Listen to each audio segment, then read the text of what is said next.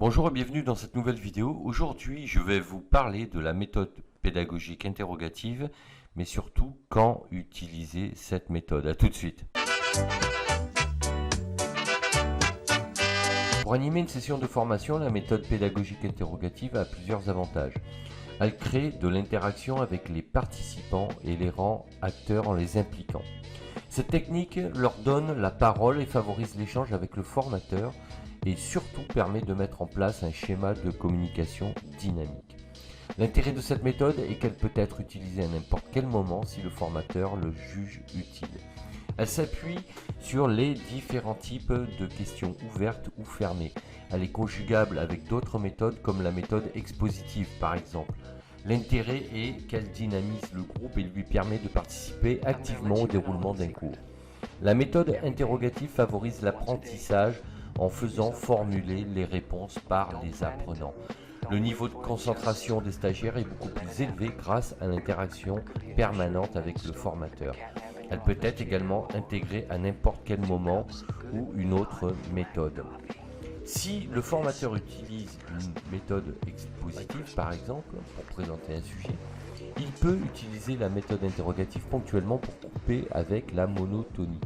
Les cycles d'attention des stagiaires étant de 30 à 40 minutes, c'est en tenant compte de ces cycles que le formateur peut utiliser la technique des questions pour recapter leur attention. Le principe de la méthode est simple. Pour le formateur, l'utilisation de cette méthode consiste à créer de l'interaction avec les stagiaires sur soit l'ensemble de son cours qui sera dispensé avec cette méthode, soit en utilisant cette méthode de manière ponctuelle avec une autre méthode pour changer de rythme pédagogique. C'est donc au formateur de décider s'il est judicieux pour lui d'utiliser cette technique en fonction du groupe qu'il a en face de lui ou du sujet à aborder. La méthode interrogative peut aussi être utilisée en warm-up pour chauffer l'audience avant de démarrer une formation. Son principe est qu'elle stimule l'attention des participants en les sollicitant et le warm-up permet de briser la glace pour que le formateur et les stagiaires puissent mieux se connaître. Ça permet aussi aux stagiaires de se connaître entre eux quand le formateur leur demande de se présenter. Autre principe, par un questionnement en cascade, le stagiaire produit lui-même les réponses et facilite ainsi son apprentissage. Le formateur utilise trois types de questions. La question générale. La question générale a pour objectif de faire parler le stagiaire et surtout de lui faire produire des réponses avec le droit à l'erreur. La question précise. La question précise a pour objectif d'orienter fortement le stagiaire vers la réponse en lui donnant des éléments sous forme d'indices dans la question. La question de réorientation, si la réponse du stagiaire est trop éloignée des réponses, le formateur posera une question beaucoup plus orientée vers la réponse pour que le stagiaire puisse par déduction trouver ses réponses lui-même. Alors avec cette méthode, le rôle du formateur peut avoir deux approches. Soit il pose des questions dans un ordre bien précis avec une construction pédagogique déterminée au préalable, soit il peut poser des questions au fur et à mesure que son cours se déroule. Dans les deux cas, le formateur essaie d'impliquer au maximum les stagiaires pour les faire participer et formuler eux-mêmes les réponses en favorisant leur réflexion. Il va utiliser donc les questions pour faire participer tout le monde. Le rôle de l'apprenant, lui, avec la méthode interrogative, consiste à ce que le stagiaire devienne actif et plutôt proactif. Il participe activement à la résolution de problèmes. Il devient acteur dans le déroulement de cette formation. Il peut aussi poser des questions au formateur. C'est donc un échange permanent et dynamique. Ensuite, on va avoir ce que l'on appelle le warm-up, en français l'échauffement. Alors, le warm-up a un réel rôle pédagogique en formation, même si il est utilisé dans de nombreux domaines comme la vente. Souvent, un vendeur utilise le warm-up pour faire connaissance avec les clients. C'est une manière donc de briser la glace et que ses clients soient plus détendus avant de commencer la présentation de son produit. On le retrouve également dans le spectacle, là c'est plus pour, j'allais dire, chauffer le public et l'audience. Vous allez avoir éventuellement un animateur au micro qui va galvaniser la foule pour que lorsque l'artiste arrive, eh ben, que le public soit chaud, comme on dit, hein, pour que le spectacle puisse commencer avec le maximum, j'allais dire, d'enthousiasme de la part du public. Et on va également donc du coup le retrouver en formation. Pourquoi? Parce que pour la formation, il va là aussi s'agir de briser la glace entre le formateur et les stagiaires pour mieux faire connaissance. Et surtout, c'est ça l'objectif, c'est ensuite de faciliter la communication. Parce que l'idée, c'est de créer une relation de confiance en se présentant, en mieux se connaissant, et ainsi favoriser la communication entre le formateur et les stagiaires. Donc le formateur commence par se présenter, il annonce les objectifs pédagogiques, c'est-à-dire où doit mener la formation, quel est l'objectif final, que devront savoir les stagiaires à l'issue de la formation. Et ensuite, il doit respecter le timing du déroulement du cours, et pour ça, il va présenter l'ensemble du plan de formation qui va se dérouler tout au long de la journée, avec également les pauses, les coupures, déjeuner, etc., etc. Donc, que mettons dans le warm-up sur le principe? Cela consiste à parler de tout et n'importe quoi en apparence, mais avant de commencer le cours, le formateur, comme je viens de vous le dire, va expliquer notamment les modalités de fonctionnement dans les locaux et pendant tout le cursus si c'est nécessaire.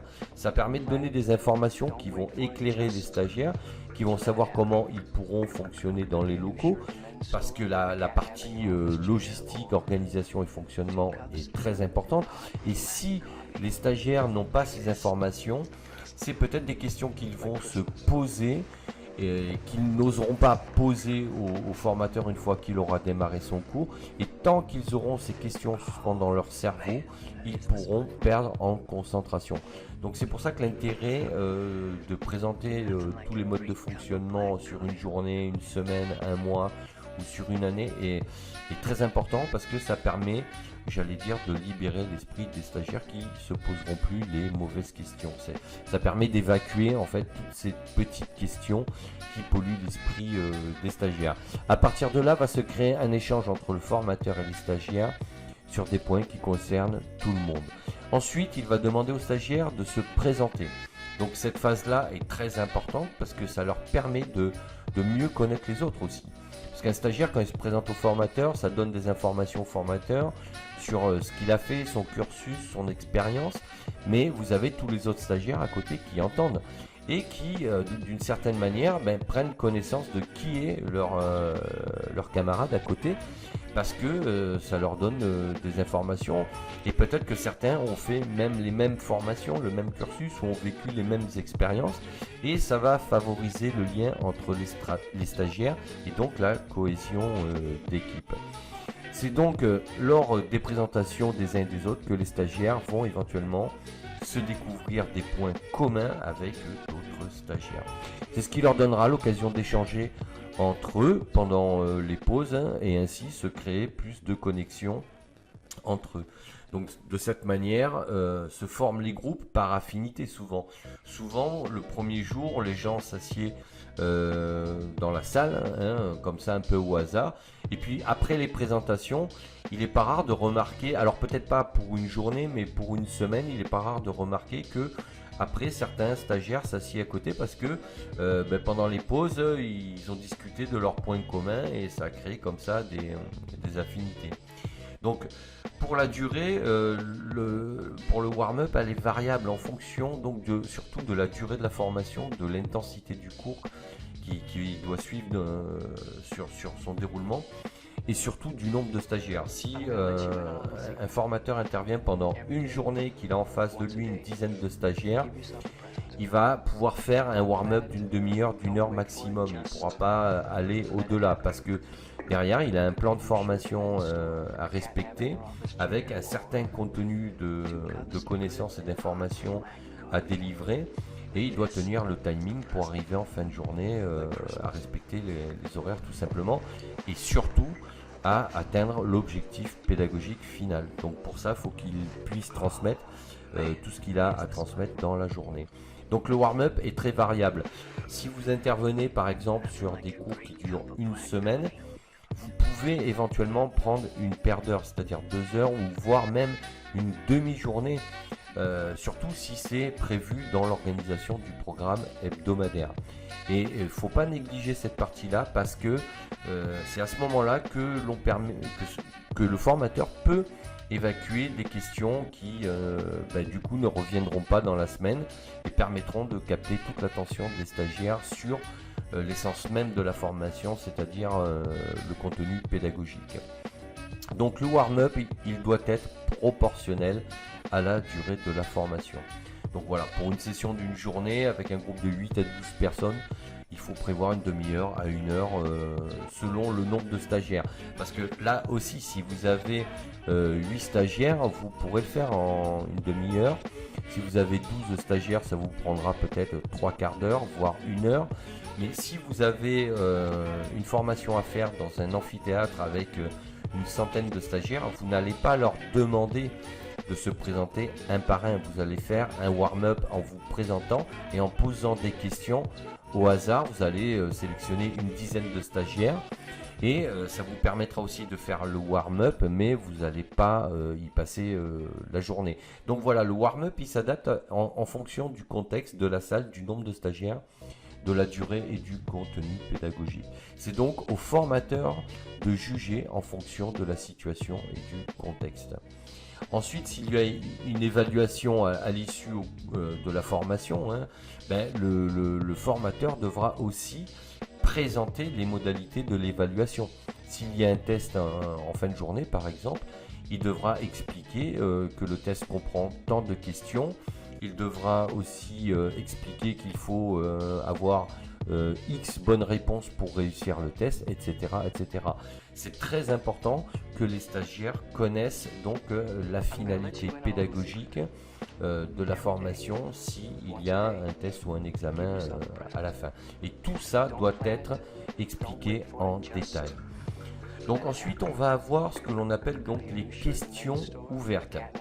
La question ouverte a pour objectif de faire formuler une réponse libre et développée. Exemple, que pensez-vous des techniques de méditation? Avec ce type de question, votre interlocuteur va répondre en fonction de 2 critères. Soit il connaît le sujet et là, il va vous répondre de manière développée, soit il n'a pas d'avis et ne connaît pas le sujet et à ce moment-là, sa réponse va être courte et le formateur devra enchaîner sur une autre question. D'où l'importance de la présentation des stagiaires parce qu'il aura comme ça une idée de la connaissance du sujet qu'il va aborder dans la journée de la part des gens qu'il a en face de lui.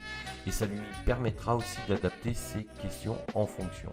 Donc en tant que formateur, la réponse du stagiaire donnera une indication sur son niveau de connaissance du thème utilisé et surtout expliqué pendant la journée. Donc l'avantage avec les questions ouvertes est qu'elles permettent d'avoir des réponses interactives. L'inconvénient est qu'il faut en gérer leur durée au risque de se faire déborder et de ne pas tenir le timing global. C'est un peu le danger avec les questions ouvertes, c'est que si en face vous avez des stagiaires qui ont même des connaissances moyennes mais qui parlent beaucoup, à ce moment-là, il va falloir être capable pour le formateur de pouvoir à un moment donné couper le stagiaire et rebondir sur une autre question pour rester dans le timing. Donc la gestion du temps va être beaucoup plus complexe à mettre en place pour le formateur parce que ça dépendra en fait du public qu'il a en face de lui et de son niveau de connaissance du thème qui sera présenté pendant la journée ou la semaine de formation. Ensuite, on aura les questions fermées. Alors, les questions fermées, elles ont pour objectif d'obtenir des réponses ciblées. Exemple, est-ce que les techniques de méditation sont efficaces? Oui ou non? À partir de là, le formateur enferme la réponse en proposant seulement un seul choix. Parce que là, le stagiaire pourra dire que oui ou non. Alors vous allez me dire oui, mais peut-être qu'il a envie de dire ça dépend, ça dépasse quoi, j'en sais rien. À ce moment-là, le formateur reposera une autre question fermée pour obtenir une réponse fermée. Alors pourquoi? Parce que s'il utilise cette méthode, c'est que déjà il doit gérer un certain timing et que ça fait partie de la démarche pédagogique. Il doit obtenir des réponses simples, claires et efficaces et donc concises. Et s'il utilise cette méthode, c'est seulement pour cet objectif. Donc l'avantage avec cette méthode, c'est qu'elle facilite la gestion du temps. L'inconvénient, c'est qu'elle demande quand même une certaine préparation à l'avance parce que poser des questions fermées qui n'ont pas un déroulement pédagogique construit, c'est un peu hasardeux et ça peut se retourner contre le formateur et surtout la qualité du contenu de la formation pendant la journée. Donc attention avec les questions fermées, ça demande quand même un minimum de préparation. Alors il est évident qu'avec la méthode pédagogique interrogative, on va avoir un rôle du schéma de communication beaucoup plus important. Pourquoi? Parce que en utilisant cette méthode, le formateur, mais surtout les stagiaires, sont beaucoup plus actifs et le schéma de communication est beaucoup plus dynamique. Alors, petit rappel sur le schéma de communication, en quoi ça consiste? Ce qu'il faut savoir, c'est qu'il est déjà constitué d'un émetteur du message, d'un récepteur du message et de ce que l'on appelle un feedback, c'est-à-dire un retour.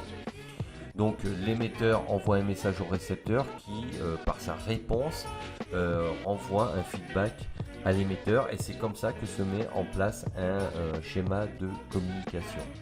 Donc en sachant que en termes de communication et de feedback, le message peut être, donc le retour du message peut être verbal par une réponse avec une phrase ou non verbal avec par exemple un froncement de sourcil.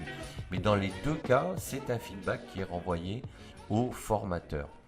Donc pour qu'un schéma de communication soit fluide, il est nécessaire d'avoir un flux continuel d'échanges sans éléments parasites externes comme le bruit par exemple. C'est pour cette raison qu'un professionnel de la communication ou de la pédagogie s'assurera toujours que l'environnement dans lequel il doit intervenir est favorable ou du moins il essaiera de limiter au maximum les parasites externes. Donc pour une raison simple, lui sait que son intervention est conditionnée par un cadre et un contexte favorable avec le moins de perturbations possible. Alors, quand utiliser une méthode pédagogique interrogative? Déjà, voyons quand il est préférable de ne pas utiliser cette méthode. Si vous devez faire un cours ou une présentation sur une durée limitée, avec beaucoup de connaissances ou d'informations à transmettre, vous n'aurez pas le temps matériel de faire participer les stagiaires en leur posant des questions. Votre intervention ne vous laisse pas le temps de le faire, c'est souvent le cas avec les méthodes expositives. Donc le seul cas où vous pourrez faire ce qui ressemble à une méthode interrogative, ça sera en fin d'intervention avec ce que l'on appelle le QR, c'est-à-dire question-réponse, mais dans ce cas-là, vous n'utilisez pas une méthode interrogative avec une construction pédagogique établie. En revanche, cette méthode peut être utilisée même si vous avez une durée limitée et que vous décidez de construire le contenu avec les réponses des participants. Donc vous noterez leurs réponses au tableau pour qu'ils les visualisent. C'est-à-dire que concrètement, le formateur va arriver, il n'a pas de support, mais il maîtrise parfaitement le sujet du cours. Il a parfaitement en tête le plan du cours. À partir de là, il va poser des questions en suivant le plan du cours. Donc, et les stagiaires, au fur et à mesure qu'ils répondront, le formateur va noter toutes les réponses au tableau. C'est une façon d'utiliser cette méthode avec, sans support, quoi. Donc, de cette manière, le formateur il va construire un cours extrêmement dynamique et interactif en faisant participer les stagiaires. Donc l'avantage, c'est qu'avec ça, vous allez avoir une intervention qui va être extrêmement vivante et vous allez élever le niveau de concentration des participants parce qu'ils seront en permanence impliqués. Donc avec ce type de méthode, le participant a tout intérêt à prendre des notes. Quant au formateur, ces questions doivent suivre un ordre logique en suivant un plan de formation structuré. Sinon, à la relecture de ces notes, le participant aura des difficultés à tout relier de manière cohérente. La méthode pédagogique interrogative implique donc un minimum de préparation. Il est vrai que les formateurs avec de l'expérience se contentent parfois de lire le plan, c'est-à-dire le sommaire du cours.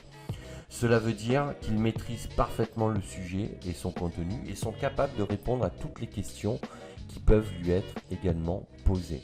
En sachant qu'en termes de gestion du temps, le formateur doit tenir compte de l'état d'avancement du cours pour ne pas sortir du timing qui lui a été donné. Ensuite, si on a une évaluation, s'il y a une évaluation à l'issue du cours, le formateur aura obligatoirement pris connaissance du test, c'est-à-dire du contenu du test. Pourquoi ? Parce que pour une raison simple, il devra poser les questions qui abordent les réponses prévues dans le test final et faire en sorte que ces dernières soient formalisées par les participants pendant le déroulement du cours. Si le formateur ne prend pas connaissance du test, il ne connaît pas les réponses qui seront demandées et risque d'oublier d'évoquer le sujet qui concerne justement une réponse demandée à la fin de la formation. C'est pour cette raison qu'il doit impérativement lire les tests et les réponses et préparer ses questions en fonction. En résumé, la méthode pédagogique interrogative est très puissante en communication, mais cela ne signifie pas pour autant qu'elle s'improvise. Seuls les intervenants expérimentés peuvent se le permettre car ils ont les mécanismes intellectuels rodés à cet exercice. Et encore, ils ont souvent passé du temps à travailler sur le sujet, à le préparer, surtout s'il faut faire un focus sur un sujet très large. Et cette méthode peut aussi être utilisée comme une technique intermédiaire avec une autre méthode pédagogique. C'est-à-dire que vous pouvez tout à fait faire une formation avec la méthode expositive. Et si vous sentez que votre auditoire est en train de décrocher, perdre de la concentration, vous pouvez à ce moment-là basculer sur une méthode interrogative en posant des questions pour réveiller votre auditoire et les faire participer pour relancer votre cours. Alors là aussi, ça va demander une gestion rigoureuse du temps parce qu'il ne faudra pas que donc cette méthode remplace celle qui est prévue initialement, parce que si au départ il y avait une méthode expositive prévue, c'est qu'il y a un grand nombre d'informations à transmettre ou de connaissances et que le temps est assez limité. Donc il faut utiliser la méthode interrogative comme un outil pour relancer la concentration de votre audience, mais ne pas aussi perdre le timing du cours en se laissant déborder. Donc je parle bien de méthode pédagogique et non de conférence de presse, parce que quand on parle de méthode interrogative, cela implique qu'il y ait une construction pédagogique, à l'inverse d'une conférence de presse où vous avez un intervenant qui répond comme ça en vrac à des questions que peuvent lui poser les journalistes. Donc ça n'a strictement rien à voir. Dans une conférence de presse, l'intervenant ne connaît pas les questions qu'on va lui poser et il n'y a pas du tout de construction pédagogique, même si lui, étant un bon communicant, fera preuve de pédagogie, mais ce n'est pas du tout la même démarche, d'accord ? Alors qu'en formation, l'intervenant transmet lui des connaissances, alors qu'en conférence de presse, l'intervenant, lui, il va donner des informations et ce n'est pas du tout la même chose. Des connaissances peuvent être reproduites alors que l'information, non, puisque les connaissances, elles peuvent même aboutir à des compétences. Donc il y a une grande différence entre connaissance et information. Voilà ce que je voulais vous dire sur cette méthode. Si cette vidéo vous a plu, n'hésitez pas à vous abonner à la chaîne, à mettre un pouce bleu vers le haut et sachez que vous pouvez télécharger librement et gratuitement mon livre Comment transformer sa vie et trouver sa voie, et mon livre Accomplissez-vous. Je vous mets les deux liens sous la vidéo. Il ne me reste plus qu'à vous dire à bientôt pour d'autres vidéos, et d'ici là portez-vous bien, ciao ciao.